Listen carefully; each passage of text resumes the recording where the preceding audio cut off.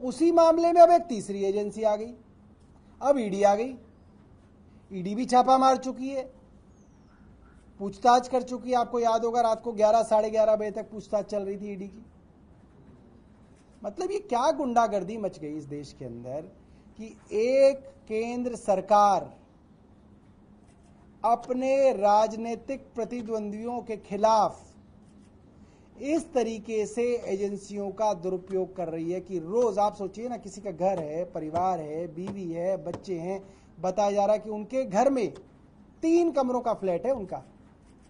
जो भी पत्रकार गए होंगे उनको मालूम है, ओखला के अंदर 3 कमरों के फ्लैट में रहते हैं। उस 3 कमरे के फ्लैट को भैया कितनी बार उसकी छानबीन करोगे और कितनी बार जांच करोगे और कितनी बार छापा मारोगे वहां पे। वहां उस 3 कमरे के फ्लैट में एक वीडियो आई है जिसमें उनकी सास वहीं लेटी हुई है, उनको ट्यूब लगी हुई है जिसके अंदर से जो है उनकी शरीर की जो मवाद है वो बाहर निकल रही है। 2 दिन पहले ऑपरेशन हुआ है, कैंसर से पीड़ित है, और आप जो है उनके घर पे जो है फिर से छापा मारने पहुंच गए। मतलब ये तो घटिया राजनीति से भी घटियापन है। और शर्म नहीं आती है भारतीय जनता पार्टी को?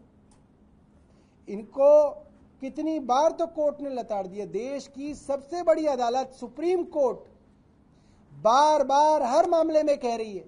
मनीष सिसोदिया जी को बेल दी तब बोला, अरविंद केजरीवाल जी को जब नीचे बेल मिली तो ट्रायल कोर्ट ने बोला, अभी 2 दिन पहले दोबारा से जब के कविता जी को बेल मिली सुप्रीम कोर्ट से, उन्होंने भी बोला कि भाई ये क्या मजाक बना रखा है आपने केंद्र शासित एजेंसियों को कि वो कोई कानून नहीं है उनके लिए।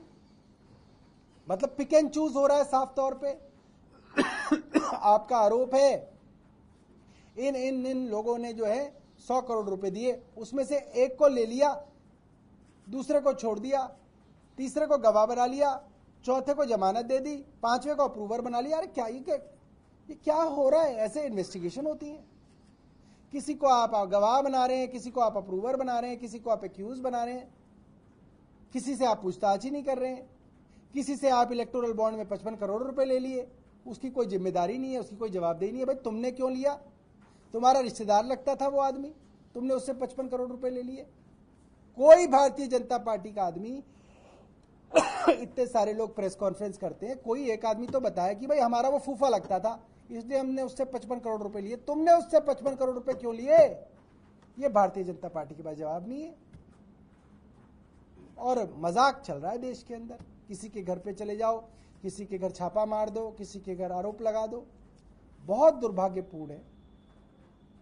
और भारतीय जनता पार्टी की उल्टी गिनती शुरू हो गई है। देश के लोगों ने अब तय कर रखा है कि भारतीय जनता पार्टी को विदा करना है।